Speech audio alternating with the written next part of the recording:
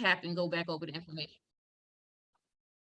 Once again, if you're taking notes, jot down grants.gov and jot down Candid. So it's candid.org is the specific website. These are two verifiable sites that you can go to get information as it relates to grants. Another thing, when you're trying to raise funds and capital for your organization, these are certain sites that you can actually set up to get corporate donors. Classy, Give, Lively, Mighty Cause, Double the Donation. All of these are credible sites that you can go to, and you can actually set up your profile with your nonprofit organization to put you in competition, to put you in position, if you will, to get corporate dollars. And so one of the things that I would like Ms. Lawson to talk about is visibility. Like when you're trying to get money from funders, corporations, business owners, what's the significance around the visibility in getting funding? Well, the visibility is important because, you know, you hear the adage that it's not what you know, it's who you know, but it's also who knows you. So yes, you got to be visible. You got to be out there. I tell people here to network. Make sure you network. Make sure you go to these events and you get plugged in because the visibility is important. What does your website say? What does your Instagram page say? What is your Facebook page? If you're on Instagram and you have a nonprofit, I should be able to look on there and know within a couple minutes what you do just by the different posts and what you have on there. I don't necessarily need to see pictures of your grandkids and your dog and all of that. That should be on your personal page. But on your social media page, make sure a person can identify quickly who you are and what you need, and just what you do. Real simple. You know, be about who you are and what you do. Absolutely. Kind of piggybacking off of what Ms. Lawson just stated, all of these sites that you see on this particular screen, they will actually ask you to integrate your social media pages. They'll ask you to sync up your Instagram, your Facebook. They'll want you to integrate it so when funders, corporate funders are landing on those pages, they can actually go directly to what your pages are off of those pages. Classy, Give, Lively, you know, so these things are super important when you want to connect with corporate donors. Also, one of the other positive things, when you set your organization up on these websites, it actually gives you more visibility on Google because each of these websites have high rankings already on Google. So when you talk about visibility, especially when you're just starting a nonprofit and you're working on a shoestring budget, how do you get more visibility? Well, set up profiles on websites that already have great rankings on Google, and that helps you as far as marketing. So it's a couple reasons why you want to do this, not only to connect with corporate donors, but it gives you leverage, as well as its third-party validation, because now you're on these sites that's already credible. So anytime you're building your nonprofit, that makes it easier for funders to say, you know what, their credibility is more sustainable and is more visible. So that increases your odds for the funding. Talk about that, Ms. Lawson, when it comes to when organizations or funders, should I say, looking at organizations from a credibility side. Yes, they want to see that you're credible. That's why I'm saying be purposeful, be intentional about what you do on your social media pages, on your website. If you don't have one now, these are just things that you just jot this down. Don't not do your business because you don't have all these things in place. That's what this is for. That's what we're here for. So start to make your to-do list, but think about the visibility, think about the credibility. What does your website say about you? Is it credible? What does your Facebook page? These things can be very simple. Maybe you don't have an elaborate list of things you've done. Just be truthful about the stuff that you do have. Be authentic, because these organizations that give, they check you out. And you want what you say you do, you want to be able to do it. You want to be able to carry it through. Also, one that's not on here that I thought about is CAL, C-A-L nonprofits. You can jot that down. CAL nonprofits are for those of you that are in California. Hold on to that. They give great information out, and they also help you to get money, to get funded. So all of these little sources, like Catherine just mentioned, you want to stay connected. You want to be connected to the source, and you want your stuff to be credible and realistic. Absolutely. Which brings us to the next point of discussion. earn income strategies. This sometimes is not often talked about when it comes to funding an organization, but this is in direct connection to applying for grants, because there's a grant on many grant applications I have seen, and they will ask you, what is your fundraising strategy, or what alternative ways do you have in place that you're raising capital? Well, one of those conversations is around earned income strategies.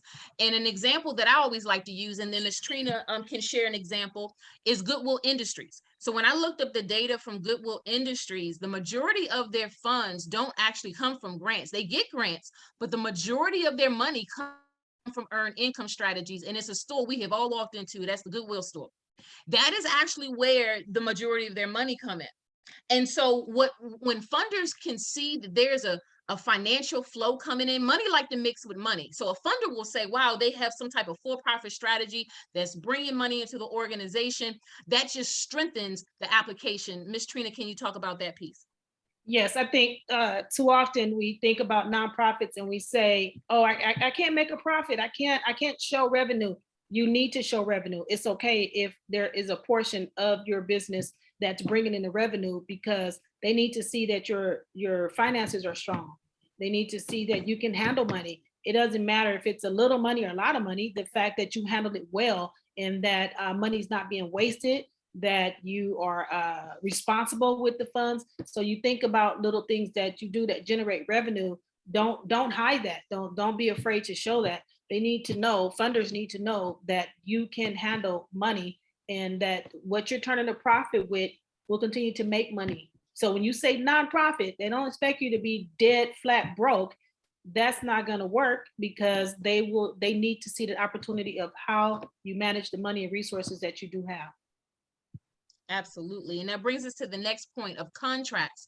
Nonprofits can actually be awarded contracts. That's another way you can fund your nonprofit organization, or become a subcontractor in your specific field as an expert, right?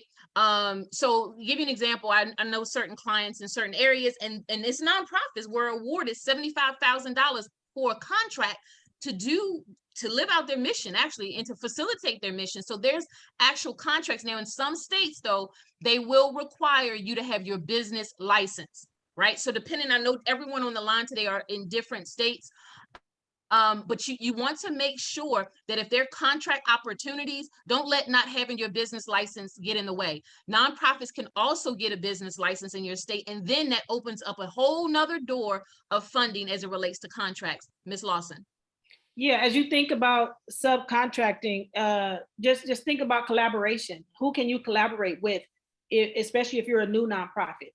It looks good on your company's resume, so to speak. It looks good that you have collaborated with other entities. And so when you think about businesses that are doing what you want to do, or maybe you're not ready to do the whole piece yet, but you can subcontract with someone, this is building your experience, is helping you out, and it looks really good funders that you have collaborated, because ultimately you're going to drop those names. You're going to have that name and those names in your paperwork. A lot of grants flat out ask you, who are you in collaboration with? Who have you developed businesses with? What have you done with other companies and other organizations? So it's always good to, if you can get in as a subcontractor, if you're smaller or you're new, get in and subcontract and earn your money, build up your resume right there by subcontracting under a larger corporation. And that would be a great way also to bring in that additional earned revenue. And this is something also for startup organizations. I know often looking for, how can I get some immediate revenue into my organization? Contracts is one of those ways. And so again, let those wheels churning about thinking of a for-profit strategy that can bring in money, and thinking about contract opportunities that's in your specific state. Again, some states do require you to have a business license.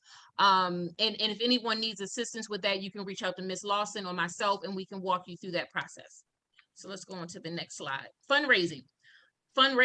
Now we know a common one that everyone knows about, and this is why we put it on the slide, GoFundMe, but there are several others. This is not the only one.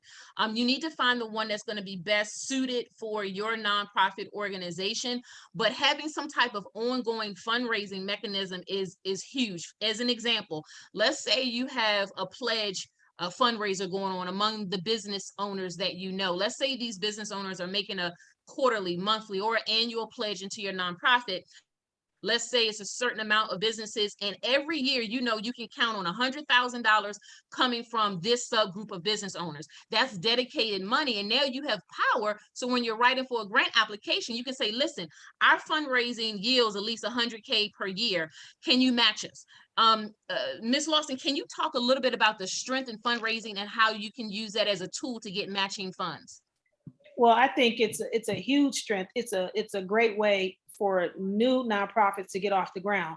Is you diversify and spread out what you want to do to, like I said, those $5,000 grants, a $10,000 donation. If you can look at ways to kind of spread it out and not put all your eggs in one basket, then you tend to raise more money and you look like you're more experienced. So I'm going to hold this fundraiser. I'm also going to drum up some income streams, and I'm going to apply over here for this, for GoFundMe. And you want to look like, you want to look strong in that fundraising area. You don't need to go just in one area, one avenue, kind of diversify it. And the matching donations, those are always, like I said, you're doing research, you're looking for grants. Look for those that are matching. They usually want to do that with startups. They know you're new, they know you don't have a lot of money, but they will match what you do raise. And you want to get out there and be specific about what you're looking for. Absolutely. And to your point, just like you said, let's say if it was $5,000 you raised, there are funders out there. If they see you raise 5,000, they will match you with another 5,000. Or if you raise 10,000, they'll match you with another 10. Matching is an awesome way for fundraising and to get new funders to support your initiative. Connect with other nonprofits, organizations of nonprofits. They not only offer great advice, but also there's a site that you can go to. It's the National Council of Nonprofits. This is a website I highly recommend to everyone. Please, everyone, if you could just mute out your line, we appreciate it so much. We highly recommend you to go to National Council of Nonprofits. Again, that is another resource website that you can go to, plug your email in. All of these resource websites, they don't charge you to plug your email in. When you plug your email in, as Ms. Lawson stated, you'll be on their listserv. And when you're on their listserv, every time they send out communication via email, you'll be notified immediately. But that is also a site that you can identify other funding opportunities as you continue to grow your organization. But when we talk about connecting with some nonprofits, some people need a fiscal agent, right? Ms. Lawson, talk a little bit about a fiscal agent as it relates to nonprofits and grants. Well, a fiscal agent would be somebody that would help you. You're collaborating with them to kind of do some tracking, some financial organizing, whether it's a CPA, a bookkeeper. I look at the larger grants that I get for people, and I notice they always want you to have someone in there that's going to manage. Who is your CPA or your bookkeeper that's going to manage those funds? Because again, they want to know that the money is going to be spent appropriately and that the money is doing what it's supposed to do. So if you have a fiscal person that's taking care of the management, that's one thing off of your plate. You can't do everything. Chances are you're not going to be able to run the nonprofit, hire people, supervise people, raise money, serve people, because nonprofits are service. Most of them you're doing services. So if it's service oriented, how do you do all that and then take care of the money? Some of the biggest failures is that, no, I did that. I did what I'm supposed to do. I got the money and I did this with it. Where's the paperwork? Where's the tracking? Where's the spreadsheets? Where's the something? So I think having a fiscal person is so great. And you might connect with another nonprofit that do it. You'll be surprised if once you get into your area, you have identified what your nonprofit do. I tell people to now research based on that topic. If you are serving foster children, you should research every foster care agency or nonprofit in your area and start looking at what they do and where you can collaborate. Maybe they provide housing and you have transportation, you have a van service, and you provide services for that nonprofit for transportation, or you provide food, you have a food bank. So there's so many ways to collaborate But yeah, I agree. You should definitely be connected with all of the nonprofits that you can in order to get that experience and get those connections that'll help you out. Absolutely. And I think, the points that you just brought out was powerful because the collaboration piece, when you're putting that information on the application, it strengthens the application, and puts you in a higher ranking for possible to be approved. Well, this next slide gets into some other bullet points: building the foundation from the bottom, building the brand, community engagement, creating community partners, and in-kind donations. All of these movable pieces connects to the grant application, because it's not just filling out the grant application, it's all the pieces that's connected to it that you need to put in the application. So building the foundation from the bottom, Ms. Lawson, if you can speak from your experience of what you've seen when a nonprofit is starting from the very beginning, what are some, I guess you can say, tools or golden nuggets you can share on how a nonprofit can start if they don't have a lot of resources? Now, the beauty and the plus is everything is online. There's so much online that you may want to connect with organizations like ours, with Catherine or myself. I like the fact that she provides coaching. So as a nonprofit gets started, you got somebody like that. Don't be afraid to pay for coaching and consulting. Don't think you need to know everything. What you need to know are the people who got what you need. So if you are brand new and you're starting from the bottom up, then you do want to talk to people that have started. You do want to take the advice and kind of learn, but research, research, research. I know I'm hitting you guys over the head with that, but there is so much information out there now. I ask clients who call me and they say, I didn't do this, none of them. I'm like, well, is your Google broke? Does your Google work? You know, take the time, set aside time each day to research what you need. There is so much free stuff out there. There are free resources that will help you as a brand new nonprofit, that will give you step by step by step. Me, I would take the easy way. I'd be calling Catherine Trotter going, hey, you provide coaching sessions, coach me. And to me, it's worth the money because money is valuable, time is valuable. So I would want to save my time. I could be over there running a nonprofit if I can spend that time with her to learn how to run the nonprofit. So there's consultants out there. I say, get you some good ones, but do your research and start. This is kind of a right here. I'm looking on the screen. Take the notes, take a screenshot of this. How you want to start from the bottom. Here it is right now. You got building the brand and community engagement, creating partners, in-kind donations. All of these are really helping you with your foundation. The biggest part where I see most nonprofits fail is the paperwork. To be quite honest, don't try to do your own paperwork. Some people you might be sharp enough if you have experience. If not, hire someone. Pay an agency like Catherine. Get your paperwork in order, if nothing else. And the other thing is the board. Who is sitting on your board? I know sometimes the leader or the founder, the visionary, sometimes can get stressed, can get overworked, and just feel overwhelmed. And then you got to look back to the foundation of who's on your board. There's something called a working board and a non-working board. And just take a second to think about it. The people that's on your board, a part of the foundation, are they working? They not working? Are they sitting in the cut?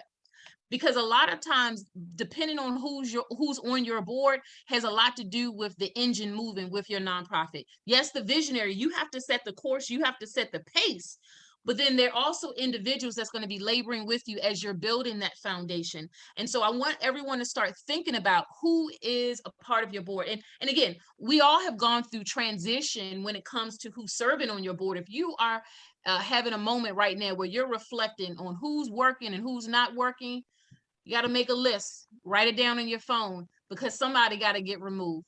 If they've been serving or been a part of it, I don't know, however long, and they're not doing anything, they're not assisting, they only show up when it's a live event because they're going to be in photo ops.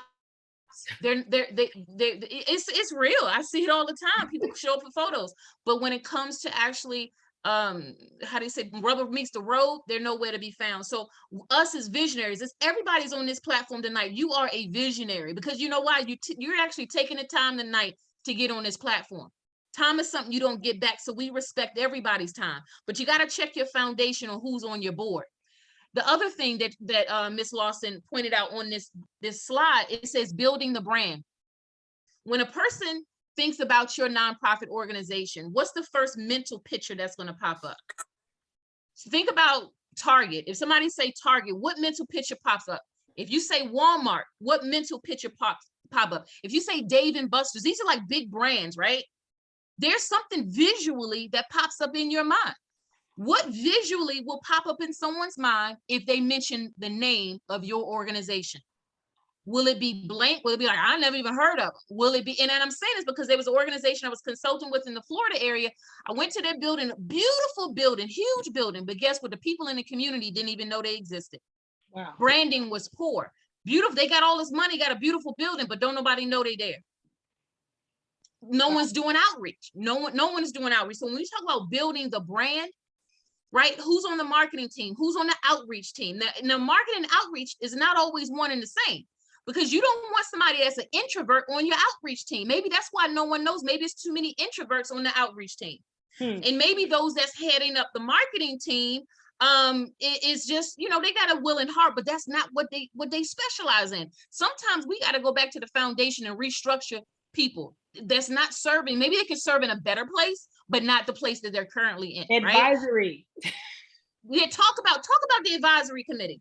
Everybody that is not putting boots to the ground, that's not out there with you trying to get your nonprofit or for-profit started, they should be on your advisory board, and it's okay.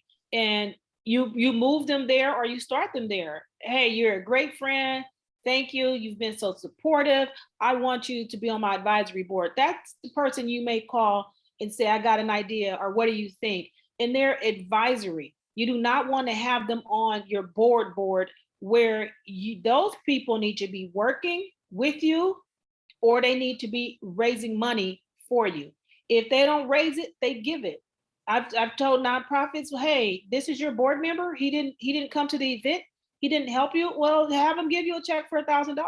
And some of them are like that. They would rather give you $1,000 than come help you raise $1,000. So when I think of board members, I think they're working. You're giving me your time, or you're giving me that treasure, your money, or you're on an advisory board just giving me your insight. So that's an advisory board. There's nothing wrong with it. You can have your main board and you can have an advisory board, and they are much needed anyway. You're going to need those in the midnight hour when you need to get some real meat. Maybe it's the person's expertise. I tell people to try to always make sure you have a legal person on your board. You have an attorney, that you have a financial person on your board, because those are the experts. If they know more than you know in a particular area, they're great to have on an advisory board. Absolutely. Absolutely. Thank you for sharing. And I think also the reason why this is so significant, on a grant application, and many that I've seen, they will ask you to write down and list who your board of directors are. And I've seen on some grant applications, they will even ask for the resume. They want a synopsis of the board member. Ms. Lawson, can you talk about that in grants you've seen asking for information about the board members? Yes, they want to see that you got a strong board and that the divorce is diverse, not just in ethnicity, but like I said, in those different categories, that you do have a financial person on your board, that you do have a community person on your board. So they want to see a diverse board, and they will sometimes call them. So on some of the grants I've written, when I give the board members names, they want to know what they do, and they want to know a phone number and email. So those are the ones where I tell people, be specific and be real, because they may call your board members. It's okay. I know some agencies, organizations start out with kind of just a fake board where you just get your cousin and your aunt and your uncle. You're trying to get that board formed and you're rushing, but you got to develop a real board, and it needs to be people that are invested in what you do and can take that phone call. They can be articulate. They can talk about your mission and your vision and what you're doing, and let them know, hey, you're going to have to be a reference at some point, maybe. So I need you to know more about my organization, and I need you to be vested in it, because they could get that phone call before that money drops. You can have the whole grant application go through, everything's gravy, and the last thing they do is call those board members, and that's it. You mess around and lose the funds that you were about to get because this person wasn't real or didn't exist or something happened. Absolutely. The community engagement bullet point is so significant because this connects to the grant application under the narrative section. So under the narrative, that's where you're telling what you're doing, what you propose to do, or you're giving a synopsis of what you've already done and how you want to expand what you're doing. So community engagement, how are you documenting what you're doing in the community of who you say you're serving, right? Data tracking. Ms. Lawson, can you talk about community engagement and the data tracking and how that's significant with the grant? With the community engagement, it's real easy to document now because of social media. If you are out in the community and you're serving the homeless, you should have pictures, you should have posts, you should go ahead, and if you don't have time, again, if you don't have time to do this stuff, be willing to invest in your business, have a PR person, have a social media person. I don't care if you're gonna grab a college student that's an intern because that's all you can afford. They can document what you're doing. They are keeping track of these events. Did you do a flyer? Did you do a invitation to board members? What did you do with the community, and what did you document it with? We think that things are insignificant, but they're all. Maybe you did a thing like this, community engagement. Maybe you hosted a webinar. Save all the information, because that's documentation. You got to track it. You got to keep good records. That's going to show your community engagement right there. All of these little events, everything that you do out in that community, everything you do to even get you engaged with them, you should be documenting and keeping information. Absolutely. The creating community partners, we kind of touched on that earlier. The significance with that, on any grant application, they're going to ask, who are you partnering with? The in-kind donations. Now, there is a section on a grant application where it gives you opportunity to say if you had received any kind of in-kind donation, computer donation, equipment, what have you, that whatever was donated to you, there's a dollar amount that's attached to that actually looks good on a grant application, even though they may not have given you that actual money, but that product or whatever it was that they gave you, that's a physical, or it could have been service. Maybe somebody gave your nonprofit a service and it equated to a dollar amount. Ms. Lawson, talk about that as it relates to the grant application. I think the in-kind donations are very valuable, and they shine brightly on those applications. You just need to document that as well. If somebody comes and volunteers 5 hours, what would you have paid them? That is a donation. You document that amount. If they gave you like the computers that you just mentioned, if they gave you computers, or they donated a van, or if they gave pencils or backpacks, all of that is donated as a gift in kind. And when you are later saying, my organization has raised X amount of dollars, you can say, and 1.2 million in kind donations, and it looks good. So again, this stuff becomes part of your resume or your portfolio. Absolutely. For those that are tuning in now, and someone is probably going to watch the replay, this site, this page, should I say, is dedicated to some information and free resources to launch a nonprofit. Local libraries, they still exist, and their conference rooms still exist. Recreation centers, if you are trying to host some type of event or function, contact the local library, let them know that you have your 501c3, it's free. You can host monthly workshops in the conference room. Recreation centers, and actually that's, if you partner with a rec center, that shows that you're in partnership with a government entity, because who a rec center is funded by, that city, is city funding. And that also strengthens a grant application. If you say that you're partnering with this XYZ recreation center, you put that on a grant application, oh, now they're partnering with a city funded entity. You want to create a wish list and get in-kind donations. What are the things that your organization need right now? So whatever that is, put it on your mind, and then create that wish list. Have a board meeting, have the board members engaged to also help create this wish list and get some of the items off of that list that you need. Building the team. Volunteer Central is a website that you all can go to, set up a free profile. You can get volunteers. From those volunteers, like Ms. Lawson said, that equates to a dollar amount. So if you had these 5 individuals that you would have paid, what would that currency have been? So if you're not sure where to find volunteers, go to the website Volunteer Central and sign up. Another site that you can go to if you're looking for interns is internships.com. Internships.com. Both of these websites I personally have used and got quality volunteers and quality interns from college institutions. So guess what happens now? Let's say you're partnering with a college institution. When you're doing a grant application, you're now able to say, I am partnering with this college, with this university. That strengthens that grant application 10 times.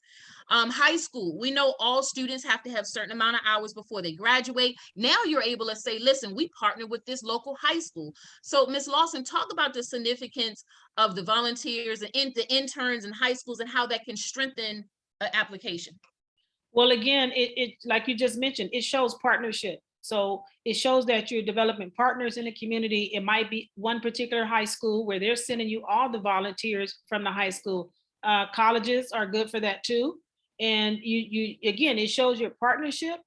It shows that you're getting the benefits of the volunteers. Here in California, I've used for a couple of companies, the Employment Development Department, EDD, that's federal money. So that's all the states. EDD will pay for workers. They may pay a portion. So you could say, I need some help. I'm developing my team and I'm only going to have to pay half of the salary because EDD is picking up half. During the pandemic, they was paying up to 70, 80% of a person's wages because of what was happening. You know, it was that or keep them on unemployment. So they was doing that to get people back into the workforce. So again, get those volunteers and document it as in-kind donation and use it as partnerships with the community.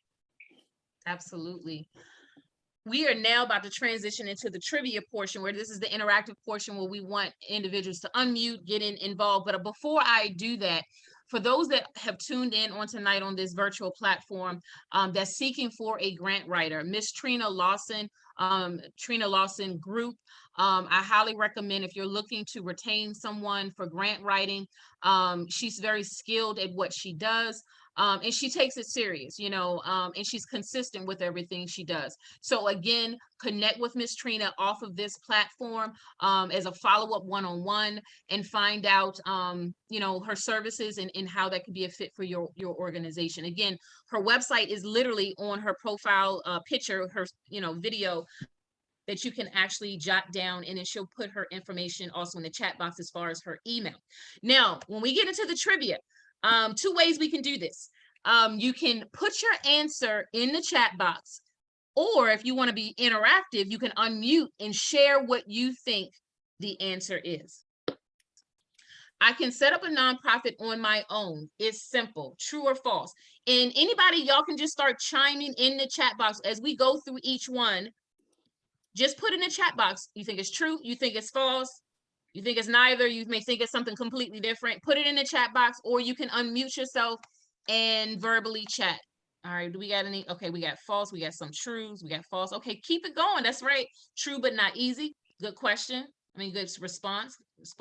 And then when we go ahead, Miss Trena, to answer, after she sees everyone's responses, she's going to share her thoughts. True. That's right. Partly true. Okay, cool. True. Partly true. True. Mm-hmm. True if you have the patience to go through the paperwork. Mm-hmm. Mm-hmm. Any other individuals before Miss Lawson shares her perspective? Going once, going twice. Oh, we got some more. Somewhat. Yeah. All right. We got a false. We got somewhat. We got true, partly true, false. Okay. Miss Lawson, what say you? I would say that's a 2-pronged kind of question. I mean, yeah, the answer is 2-pronged because yes, you can set it up. Is it simple? No. And I saw Tanisha Butcher comment. Tanisha, I want you to also tell us why you said if you have the patience to go through the paperwork. In your experience, what is that like? What's the paperwork like?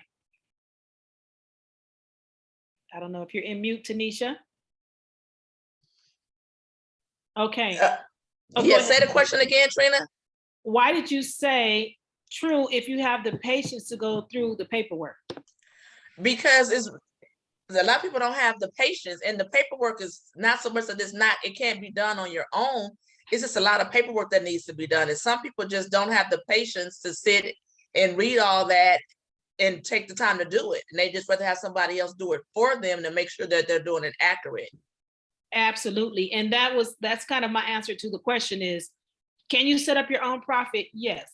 I remember when I first got started doing a lot of the grant writing, and I had done it for companies, but in trying to do it and help individuals, I had a friend say, why would I pay you to do my application for this particular grant? And she's my hairdresser. And I said, you can do it yourself. She said, yes, I can. I said, I can do my hair too, but let's see how that turns out. And we still laugh about it today because it's true. But you want an expert to do what you want an expert result for. So she has received every grant that I have applied for her. And it's about 7 of them. So she has received about 7 grants. So we got 100% success rate with that one particular hairdresser. But it was because, yes, you can do it, but are you going to do it right? And I tell people, yes, you can do it. No, it's not simple. If you can do it, if you can pay somebody to do it and get it out the way. Do not do it and then do it wrong. And then somebody's trying to piece it back together for you. If your paperwork is not right with your nonprofit or your for-profit, you cannot get funding. That's the bottom line. Yeah, I'm always trying to piece people's paperwork together and help them with grants and donations, but you end up paying more money later for us to try to fix your stuff up when you could have just paid someone to do it right. Next question, true or false? Nonprofits can't show positive revenue. We have to show no income or profit. True or false? What say you in the chat box?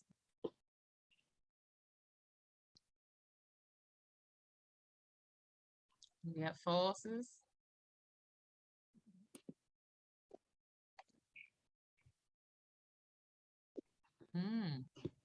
Ms. Lawson, we got all the falses. Definitely false. I kind of cheated on that one. I forgot. What was the question? Okay, so because we kind of mentioned earlier, yeah. So nonprofits can't show positive revenue. We have to show no income or profit. False. False, false, false. You want to talk about why it's false, Ms. Lawson? Well, I mentioned it a little earlier. I kind of let the cat out the bag on that one. They do, most entities that are granting money to you do want to see that you can manage money, even if it's 50,000.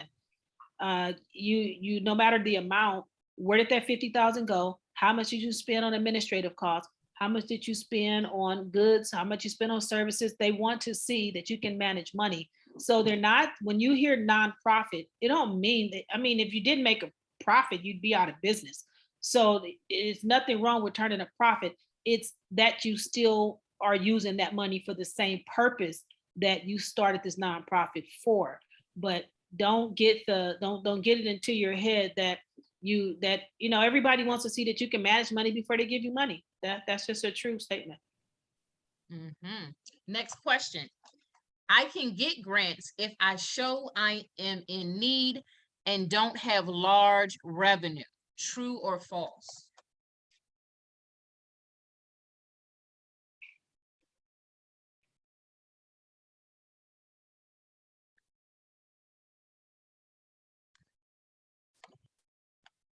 True or false? What do we think on this one, guys? You got 2 true. 2 true.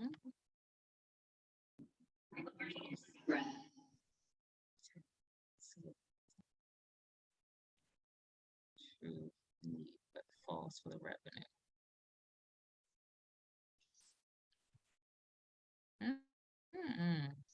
Ms. Lawson, what say you? I say Miss Regina Cameron. I saw that answer. Can you tell us your answer? That was a good one. Share with us, Miss Regina.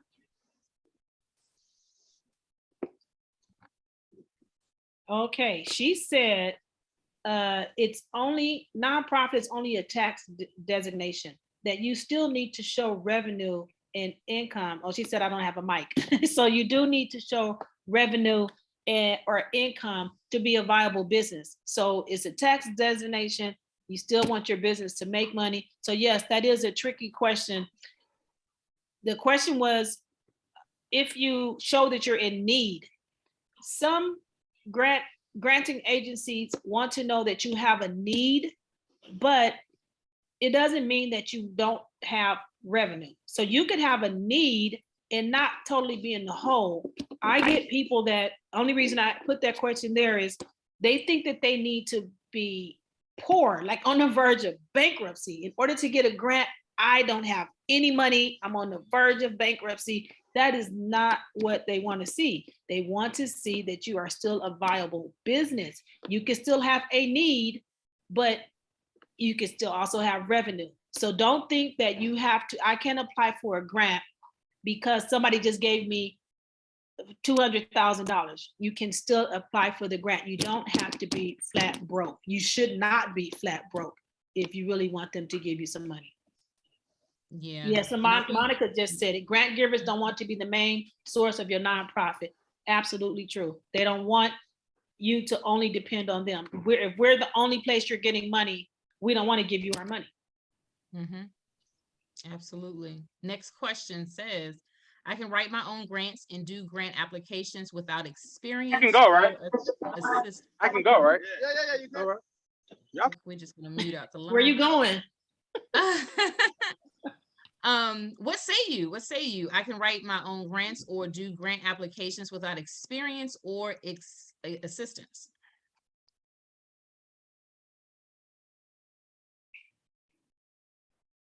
All right, we got some answers dropping in the chat box.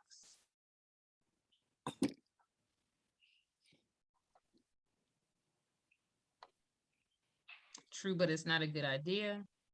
True, but as you said, do the research and to gain knowledge.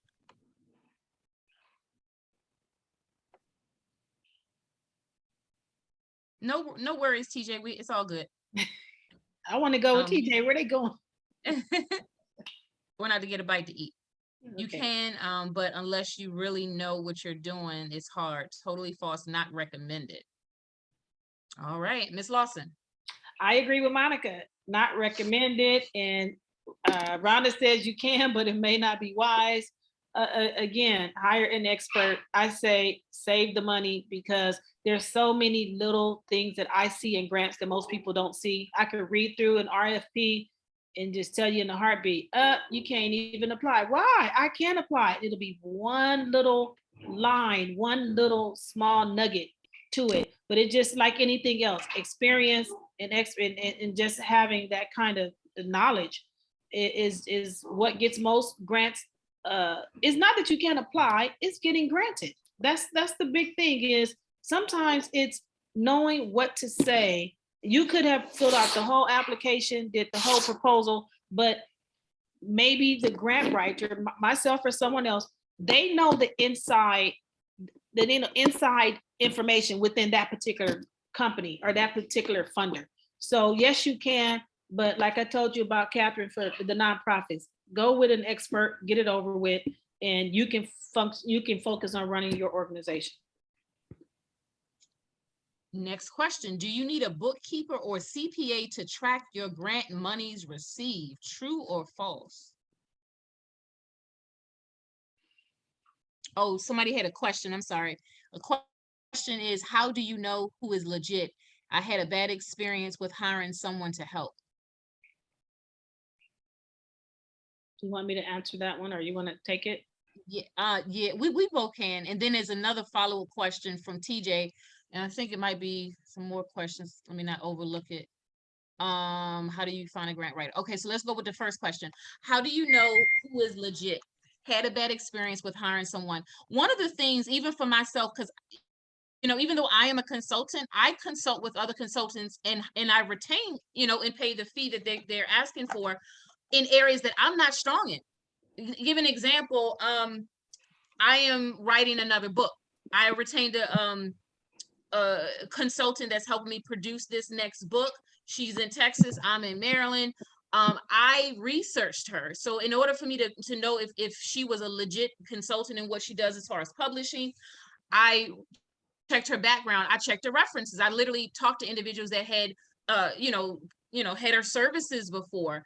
And I was able to find out that she was reputable, and she's not only just publishing, she's also an author herself. So she's not just teaching something that she's not actively doing. So I look at that. If I retain a consultant for myself in an area that I'm not strong in, I want to know, are they proficient in that area? And is it documented proof? Or is it someone just saying that they're providing a service, but there is no success stories? That's another way. Do they have success stories of other clients that they've served? So those are all things that I personally do when I, even get, contractors or consultants for myself as well. I don't know, Ms. Lawson, if you want to add to that. Yeah, I say do the research again. Google, check them. Yep. What's their reviews, and then ask them. I would call and say, hey, how many of these have you done? What's your resume like? How many have you got approved? Can you send me some information about you, and then check them out? But there's a lot of great grant writers out there, but you do your homework and see first of all, what's their success rate? And then what's their reputation like? And maybe ask someone who's already used them what they think about them. And then the next question from TJ is, how do you find a grant writer? Well, I know Ms. Lawson is a grant writer, and she has success stories. It's documented.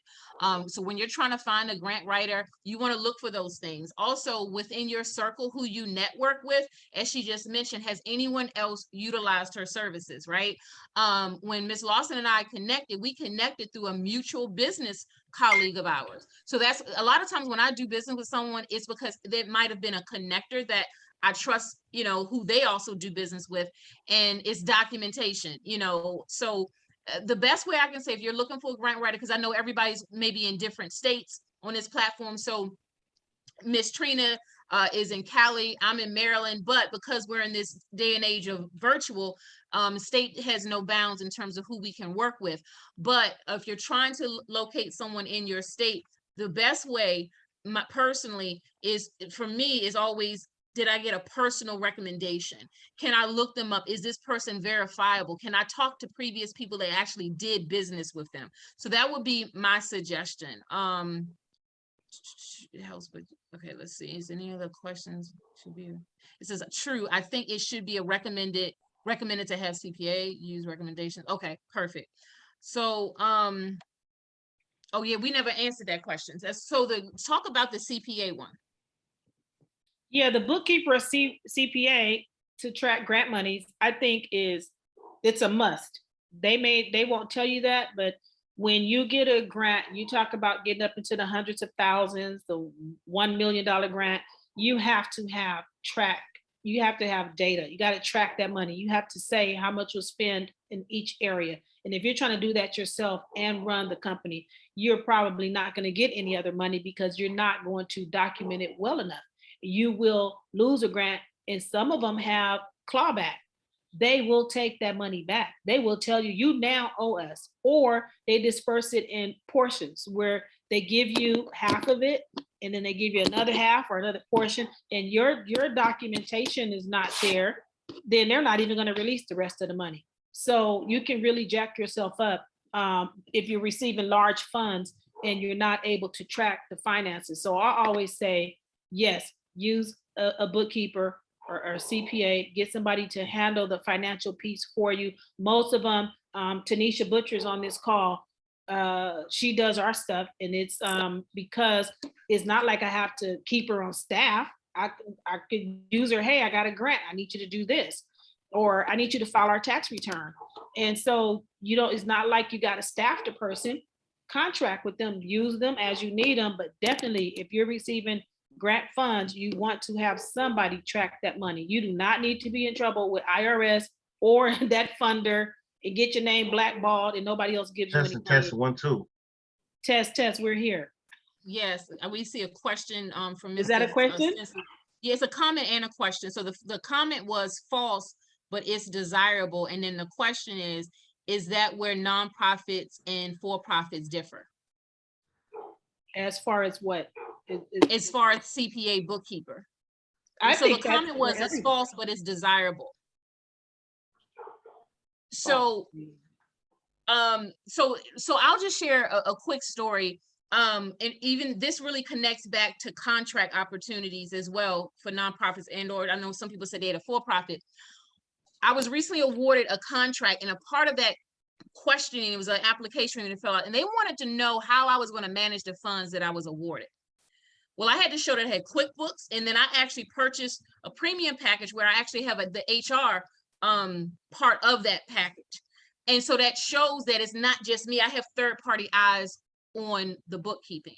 And so, you know, personally, having that checks and balance when it comes to funding, particularly larger funding or any funding, let me take that back. Because let's say you got awarded a $5,000 grant and it wasn't managed well. Well, when you're trying to get a $100,000 grant, but they see that the 5,000 wasn't managed well, you're not going to get the 100,000. Because even on a grant application, they're going to ask you, have you received funding from any other grant sources? And you got to list where you got the money from. And if you listed and then they call them and say, well, you know, they never even gave us a report on how they used the 5,000. Well, that's going to blow your chances with the 100,000. CPA. So as a comment from Monica, you should have a CPA for both profit and nonprofit. So I guess, I mean, the question is that where nonprofit and nonprofit is different? Because his statement was it's false, but it's desirable. Like it's in other words, you can do it. I mean, that's, I don't want to assume what you're saying, Mr. Stindley. Did you want to talk or kind of elaborate on your question?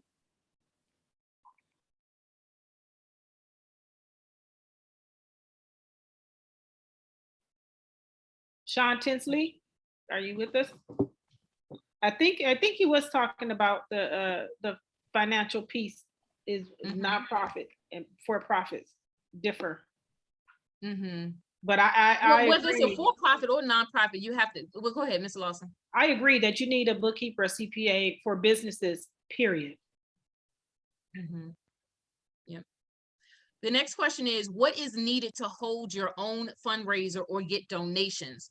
What is needed to hold your own fundraiser or donation? So this is where you can actually elaborate your thoughts. Actually, some things we shared earlier in the PowerPoint gave some examples on what tools you could use for a fundraiser, and what tools you can use to get donations.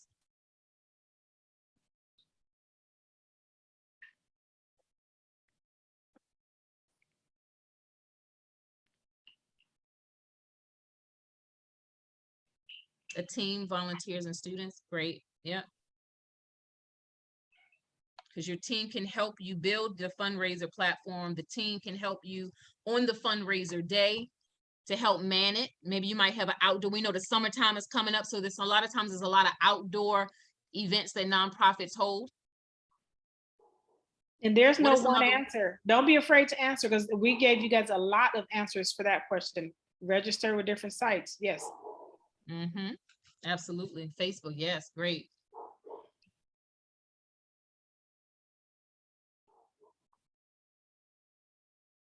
Call to action.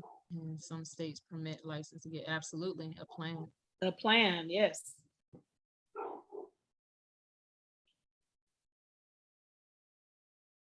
The purpose behind this question is also that there's no right or wrong way to do a fundraiser, but the point is just to do it, to start. And once you've done your first one, if for those that may have not done one yet, there are going to be bumps in the road, there's going to be hiccups, but that's where you're able to learn and get teachable moments from those experiences. For those that have done fundraisers before, you know, after you've done your first 2, 3, or what have you, those are learning experiences that you're able to use to know what not to do the next time. But the point of this question, when it comes to fundraising and donations, that's connected to a grant application. They want to know, what is your fundraising? What are you doing for fundraising? What are you doing to get in-kind donations? If it's not just tangible money, all of the questions that's posed on this page is significant, and it connects back to a grant application. Right. Registering in the state. Yeah, if you're not even registered in the state, you can't even legally fundraise. Absolutely. Ms. Lawson, did you want to comment on that before we go to the next one? No, I think you covered it. All of that could be in a fundraising plan. You get a good fundraising plan and saying what you're gonna do. So when you hit a grant application, you already have your plan in hand. Absolutely. Pretty much everything we've given you guys today could be part of a great fundraising plan that you would use within your grant application. Last few questions, and we're going to be closing out in the next couple of minutes. How much documentation and data, is supposed to be data, do you think you need when applying to a funder for a grant? So how much documentation, how much data do you need when applying for funding? What say you? What do you think? Is sponsorship as much as possible? A lot If you more. said is sponsorship the same as fundraising? It could be on your fundraising plan. Yes, it could be part of your fundraising to have sponsors and donors. Yes, absolutely. I like that. As much is needed to answer the question. Yeah, because we got it. That's the whole point. And not giving vague general answers. I'm serving the whole state of Maryland, or I'm serving the whole state of DC, or I'm serving the whole state of California, or I'm serving, you know, a 5 mile, I don't know, radius. I mean, in other words, just so broad that it's not anything specific. Ms. Trena, can you talk a little bit about that? Why documentation and data? And I think you definitely have covered it, but anything else you may want to add to that? Well, I think you want to be specific to the particular grant. Sometimes we take one statement, we got this data, and we just throw it out there. And I take the time to develop a response that meets the request for the proposal. I mean, what are they asking for? Am I giving them all this data about in-kind donations? And that's not even in their paperwork. They're talking about just tracking past grants, past awards. And here I am talking about a whole nother category. So be specific with your data. It is good to have a lot. You know, it's better to have too much than too little, definitely. But you still want to be specific to that particular grant and that particular entity and what they're looking for. If this is an entity that helps homeless teens, then why are you writing a grant or giving them information that's about, I don't know, men recently released from prison? That's two different things. So I just try to get people to be specific and hone in so that your data matches what you're applying for. Absolutely. Is old data from 6 years ago of what your organization did sufficient, or do you need current data? Again, the question is old data from 6 years ago of what your organization did sufficient, or do you need current data? What do we think about that one? Current data.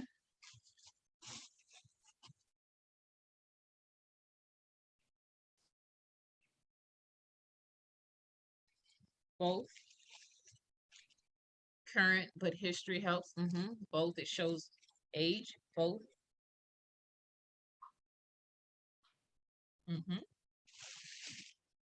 Both. Both. Absolutely. You can't just only go on 6 years. You also have to show current, but then you also want to show a history. If nothing has been going on with the organization and it's been lying dormant and we only rely on old information, what does funders, how would a funder look at that, Ms. Lawson, if we only just have old stuff, but we don't have anything current? They wouldn't think that you were viable. You know, you got started and you petered out. You just didn't make it. If you only got all old stuff, then they don't think that you're current and viable, then you're probably not going to get granted. Then the last 3 questions. Funders don't need documentation. They can just go on your social media page and watch what you do. Funders don't need documentation. They can just go on your social media page and watch what you do. All right, we got a false in the queue. False. False. False. Yep. How does funders look at that, Ms. Lawson? I mean, would they just, you know, go to somebody's social media page? They want both. Okay. They want both. I believe I know they go after they got your data and documentation and they're interested, then they go to your social media pages to back it up. Good question. It's a question in the queue. It says, but what if you're brand new? What do you give them in terms of documentation?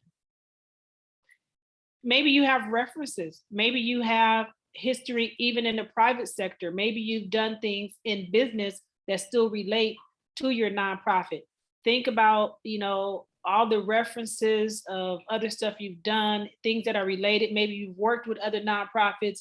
If you are starting a nonprofit and you're new, you probably got some experience with other nonprofits, because that means you're a person that's kind of service oriented. You're a giver. Then I bet you've worked with other agencies in the nonprofit sector, even something like a church. I used a lot for people that, okay, what do you do at church? You go to church? Yeah. What do you do at church? Well, what about this? What have you done in service in another nonprofit to even show that you have a history with nonprofits? Mm-hmm. Using your references, using what you've done as a visionary, and before you even started your nonprofit, definitely can help with the documentation. Last two questions. The next question, second to the last. I can't start my nonprofit until I am awarded with a grant that will pay me a salary. So the question is, I can't start my nonprofit until I'm awarded with a grant that will pay my salary.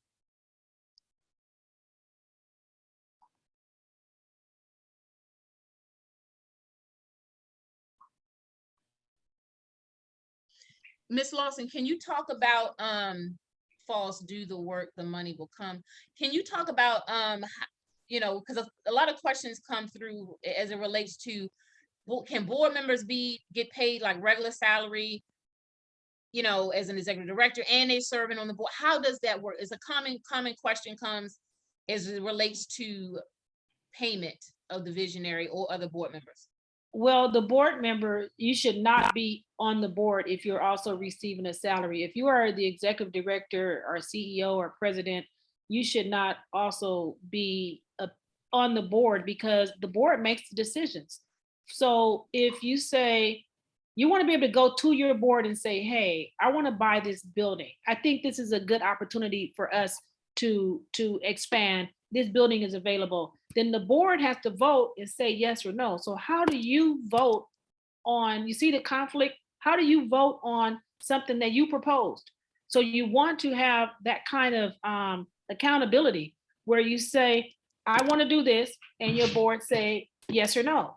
You do want boards that are supportive of your vision, because you can have the board all turn against you and say no to everything you want, because they're not even on board with your vision. But in my experience, I try to make sure people separate your CEO. If you are the CEO, you are the owner, don't also be the board chair. Even if you are an advisor on some things, you don't vote. You can be a non-voting member, you can be an advisor, but board members, you're right, typically they don't get paid, because that's such a huge conflict.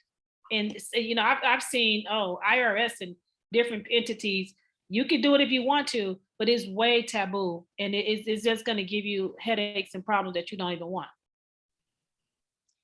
Last question. Now that I have my 501c3, I will automatically get awarded grants. True or false?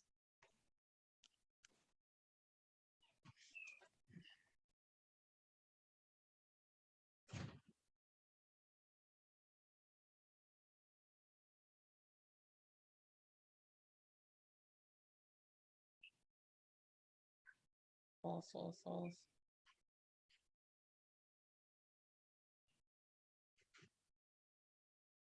One other common question that's not on the slide is, well, if the visionary cannot get paid a salary, how do they get funded? How do they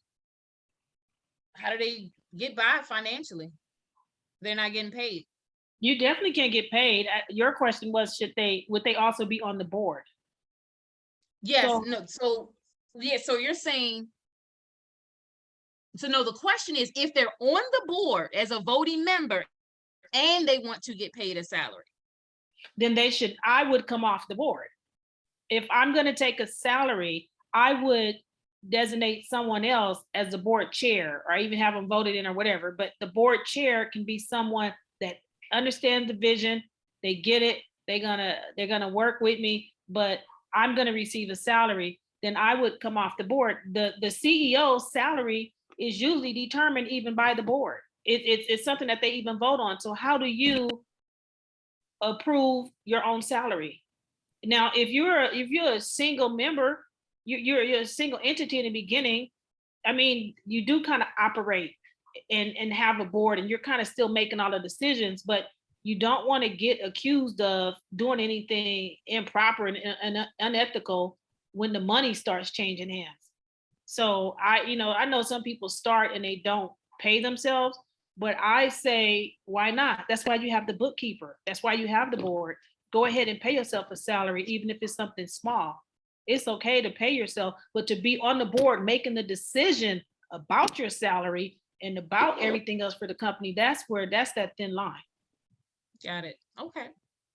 And so again, a lot of the people have responded to the last question. Is it a question? How do you pay? So the next it's a question in the queue. It says, how do you pay yourself if you don't have the money? Well, since we were talking about grants, I often write in the salary on a grant. If I was doing a grant for myself, I would write in part of that grant an executive salary, grant management salary. If I can only answer your question in the reference of grant writing. When I write that grant, admin salaries are in there. You want to put that kind of stuff in there. People get in trouble because they don't. You just asked for a grant and you said all of it, the whole grant is going to go towards feeding the homeless. How are you going to buy supplies? How are you going to get the food to the homeless? How are you going to pay you got to be able to pay yourself. How are you going to work? I don't think anybody, even in the granting world, even don't expect you to work for free. That's where we get that misconception about nonprofits. Just because you're a nonprofit don't mean you're supposed to starve. Another question, and we're going to get ready to wind down. Is that the same for for-profit companies? I'm sorry, which part? I think it's in reference to the previous question. How do you pay yourself if you don't have any money? Is that the same for for-profit? Now, for-profit grants are a little bit different. Yeah, I think the same thing. Even it's different, but you still write yourself in. If you're getting a grant, write yourself in. You always designate a salary. When people are starting a business, when I consult with them, even if it's not a nonprofit, if it's a for-profit and they're starting a business, I tell them, in your business plan, in your budget, pay yourself a salary. Even if you can't meet that budget, even if you're just starting, always put your salary in your budget. Always set it. You won't make it. What you're going to be doing is taking money from the company and having a commingling of funds and creating a bigger nightmare. Write your budget. Even if you don't have the money, the company may owe you. I've seen for-profits that say, okay, I said I was going to pay myself $3,000 a month, but we didn't even have enough for me to get paid $3,000 a month. Okay, in month 5 or 6, when you do make money, start paying yourself back. That your entity now still owe you. It's okay. Most businesses don't start out making a lot of money, but I don't care if it's 1,000. Write yourself into the budget so you don't have problems later saying that you're commingling money and you're taking money and there's no record of it. There was a question that was posed. It says, what percentage would be appropriate as a salary? I don't know, Catherine. Maybe you could take that one. It just depends on what type of company you have and what your other expenses are. I think somebody actually put something in the chat, which I think is a good answer. Should we look at salary.com? I always tell people, you want to look at the national average. That's what I always tell people. Look at what the national average is for that particular position, that particular title that you are stepping into. But not only just for you, like if you have a staff that you're bringing on and then you've gotten this funds and then you're bringing on W-2 employees, and the common question is, well, what do I pay my employees? Look at what the national average is, and you don't want to go extremely above it. You definitely don't want to go below it. You want to keep it in the pocket, but the best way to do that is to look at what the national average is. And so, yes, salary.com is a great site.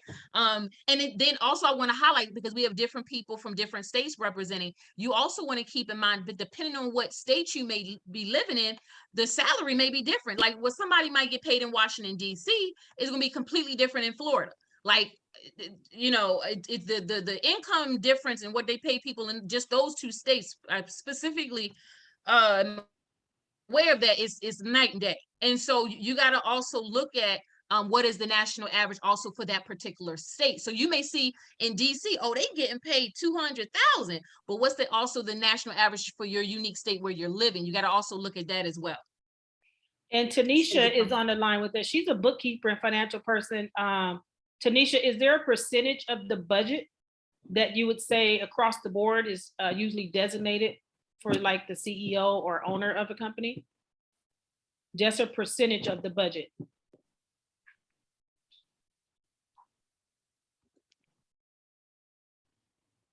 I don't know if she's on mute or what, but that's something we can get. Google it. That's something else that would be something else you can look at. Is there a percentage of all the budgets? And you can also contact the State Department that you register your business, whatever state you may be representing. I always tell people go back to that as a source of information as well, because they have a wealth of knowledge that you can get as well. Well, we are winding down. We want to respect everybody's time. We did a 90-minute session on this evening. It's 8:32. Ms. Lawson, can you drop in the chat your website and your email? Again, for those that came on tonight, if you're looking for someone of quality, one of good reputation, I highly recommend Ms. Lawson if you're looking to retain someone to do grant writing for you. Again, a question that was posed earlier, which I think was a good question. How do you find someone? And if you find someone, how do you know if they're good? References, who have they done business with? And what are they saying about that individual? But let's take it a step further. Also, even with ourselves, when a funder, just like how we're trying to figure out if we should give money to this contractor that, you know, they want us to pay this X amount of dollars. That's how funders look at it. Why should they give you money? They look at it the same way. Why should they give you money? Are you reputable? Are you consistent? Right? Do you have any success stories? They look at it the same way. The same way we look at it, the funders look at it the same way. And on that note, Ms. Lawson, any final words before we close out? No, I think that's it. I am putting my information in here for you guys. I put it in a little earlier, but I'm adding it right now. Okay, perfect. So everyone that had put in the chat box that you wanted a recording, let me actually stop it.